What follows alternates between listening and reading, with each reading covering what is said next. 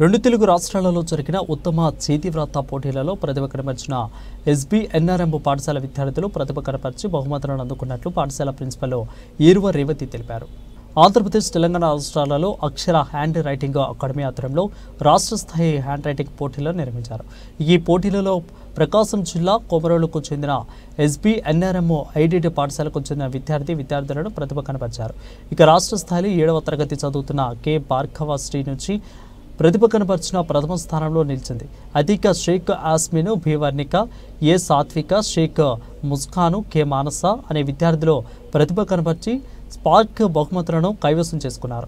ఇక మరో 12 మంది విద్యార్థులు కన్సోలేషన్ బహుమతులను కూడా కైవసం చేసుకున్నట్లు తెలిపారు. వీరందరికీ ఎస్బీఎన్ఆర్ఎం పాఠశాల principal Eruva Revathi, handwriting నిపుణులు మల్లేశ్వర్ రెడ్డిలు షీల్డ్ మెడల్స్లను అందచేసి అభినందించారు.